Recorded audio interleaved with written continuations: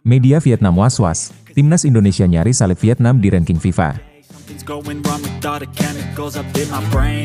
Sandy Walsh tegur pemain timnas Indonesia yang tidak disiplin.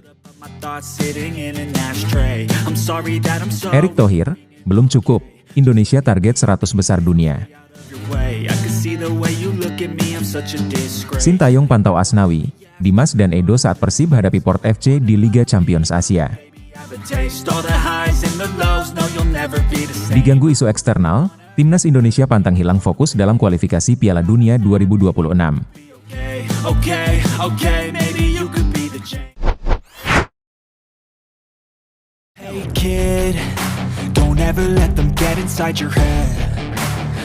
Media Vietnam, Soha tampak ketar-ketir melihat ancaman dari timnas Indonesia yang hampir mengejar peringkat Vietnam di ranking FIFA.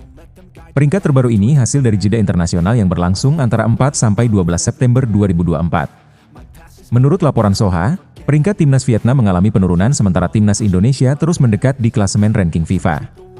Timnas Indonesia mengalami peningkatan yang signifikan, naik 4 peringkat dari posisi 133 ke 129 dunia.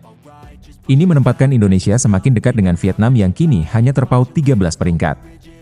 Sementara itu Thailand juga mengalami peningkatan, naik 1 peringkat dari posisi 101 ke 100 dunia, kembali masuk ke jajaran 100 besar dunia.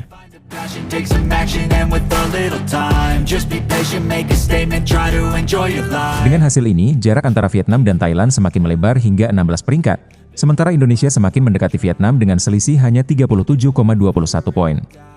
Kondisi ini tentu membuat media dan publik Vietnam mulai cemas, terutama mengingat perkembangan pesat yang dialami timnas Indonesia di bawah kepemimpinan pelatih Sintayong. Salah satu faktor yang membuat Indonesia merangkak naik dalam ranking FIFA adalah pencapaian mereka sebagai satu-satunya wakil Asia Tenggara yang berhasil lolos ke putaran ketiga kualifikasi Piala Dunia. Timnas Indonesia mencatat hasil positif dengan menahan imbang yakni Arab Saudi dan Australia yang membuat poin FIFA mereka bertambah secara signifikan. Kondisi ini berbeda dengan Vietnam, yang terhambat oleh batalnya laga melawan Rusia pada FIFA Matchday September. Vietnam hanya menghadapi Thailand dalam 1 pertandingan, yang tak cukup untuk menjaga posisi mereka di ranking FIFA.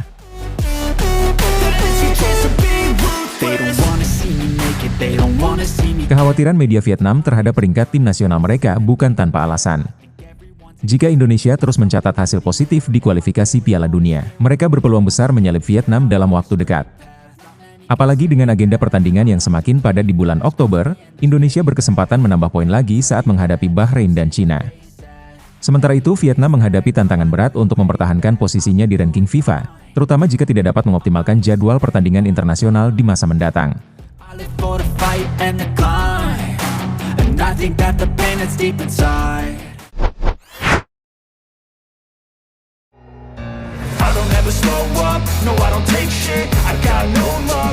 Sandy Walsh baru-baru ini membeberkan kunci suksesnya dalam tampil maksimal bersama skuad Garuda. Menurut Sandy, kerja keras dan kedisiplinan menjadi fondasi utama yang membantunya dan tim mencapai hasil positif di lapangan. Ia juga menekankan pentingnya mendengarkan arahan pelatih serta menjaga etika baik di dalam maupun di luar lapangan. Sandy Walsh menyoroti salah satu masalah yang pernah ia alami di dalam tim, yakni ketidakdisiplinan dari beberapa pemain. Ia mengaku bahwa dirinya sangat tidak menyukai pemain yang tidak mematuhi aturan. Dalam sebuah insiden, Sandy Walsh mengaku pernah menegur seorang pemain timnas Indonesia yang terlambat menghadiri acara. Meski ia tidak menyebutkan siapa pemain itu, Sandy menyatakan bahwa sebagai pemain senior ia merasa bertanggung jawab untuk memberikan teguran.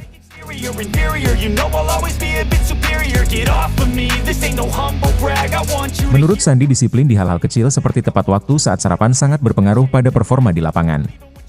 Ia meyakini bahwa jika seorang pemain telat dalam hal-hal kecil, maka hal itu bisa terbawa hingga ke lapangan yang pada akhirnya merugikan tim. Sandy merasa bangga karena setelah memberikan masukan kepada pemain yang bersangkutan, pemain tersebut mulai menunjukkan kedisiplinan yang lebih baik, yang berdampak pada suasana tim secara keseluruhan. Sandy menegaskan bahwa kedisiplinan ini memainkan peran besar dalam keberhasilan timnas Indonesia.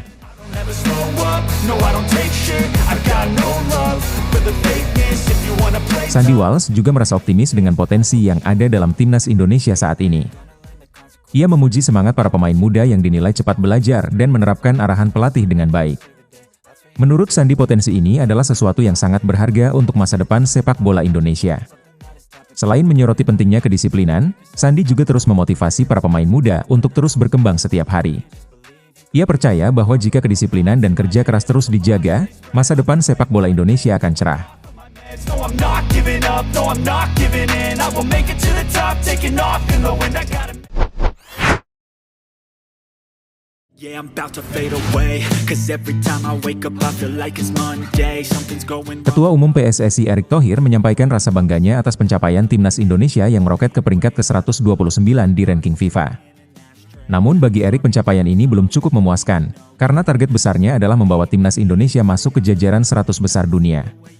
Erick Thohir mengakui bahwa meskipun posisi timnas Indonesia mengalami lonjakan yang signifikan, mimpi besar untuk tim Garuda masih jauh dari selesai. Ia menekankan bahwa dua hasil imbang yang diraih melawan Arab Saudi dan Australia telah membuktikan keseriusan PSSI dalam membangun prestasi sepak bola Indonesia. Namun, ia menegaskan bahwa ini hanya awal dari perjalanan panjang. Erick menargetkan agar Indonesia bisa terus beranjak naik hingga mencapai peringkat 100 besar dunia.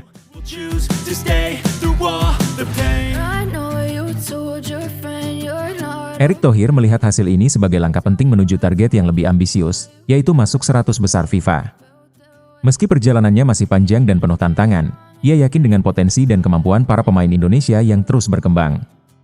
Untuk mewujudkan target masuk ke 100 besar FIFA, Erick Thohir dan jajaran PSSI berkomitmen untuk terus memperkuat pembinaan sepak bola di Indonesia.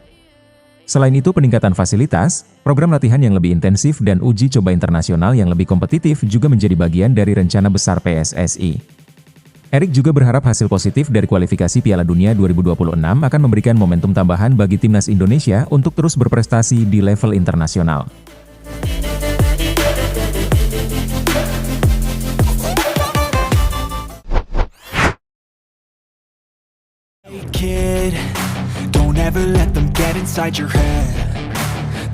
Sintayong hadir di Stadion Sijalak Harupat untuk menyaksikan pertandingan antara Persib Bandung melawan Port FC. Dalam kesempatan tersebut, Sintayong memantau 3 pemain langganan timnas Indonesia yang berpotensi memperkuat skuad Garuda di masa mendatang. Asnawi Mangkualam dan Dimas Derajat telah menjadi pilar penting di bawah arahan Sintayong, dengan penampilan reguler dalam beberapa laga penting timnas Indonesia. Sementara itu, Edo Febriansyah, yang berposisi sebagai bek sayap kiri, sempat tersingkir dari skuad utama karena persaingan ketat di posisi tersebut. Meskipun demikian, Edo masih berada dalam radar Sin untuk dipantau lebih lanjut.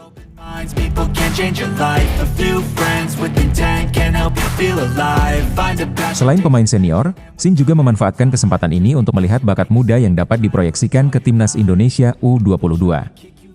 Beckham Putra menjadi salah satu pemain muda yang menarik perhatian Sin.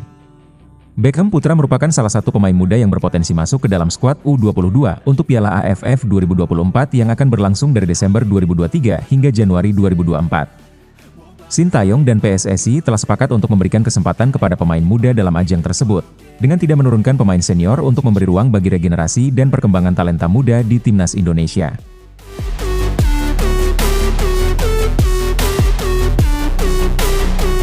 Sintayong memiliki tanggung jawab besar dalam membangun fondasi yang kuat untuk masa depan timnas Indonesia.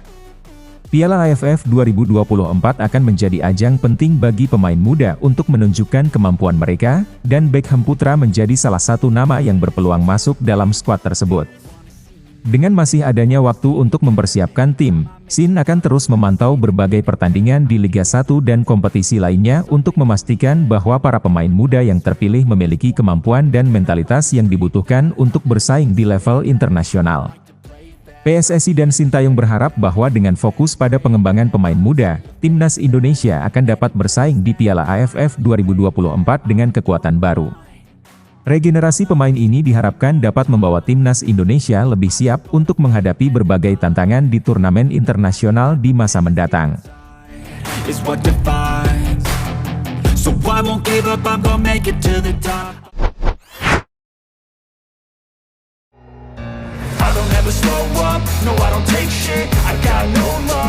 Timnas Indonesia tengah dihadapkan pada polemik eksternal yang berpotensi mengganggu fokus perjuangan mereka di kualifikasi Piala Dunia. Salah satu isu yang mencuat belakangan ini adalah tuduhan bahwa sejumlah pemain naturalisasi masih memegang paspor ganda, khususnya paspor Belanda. Tuduhan ini menjadi sorotan karena baik Indonesia maupun Belanda tidak memperbolehkan kewarganegaraan ganda. Dalam konteks hukum di Indonesia, kewarganegaraan ganda hanya diperbolehkan secara terbatas, khususnya bagi anak-anak hasil pernikahan campuran antara warga negara Indonesia dan warga negara asing. Namun mulai usia 18 hingga 21 tahun, mereka harus memilih kewarganegaraan. Contoh kasus ini adalah yang dialami oleh pemain naturalisasi seperti Irfan Bahdim dan Elkan Bagot.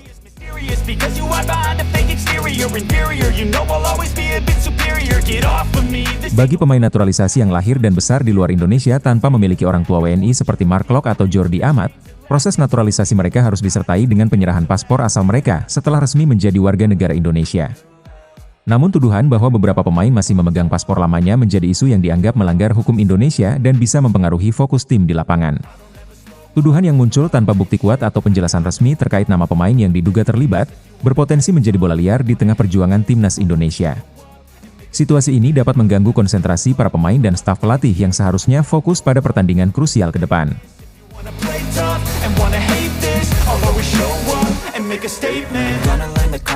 Meskipun demikian, tidak bisa dipungkiri bahwa kehadiran pemain naturalisasi memberikan dampak positif yang signifikan bagi performa timnas Indonesia.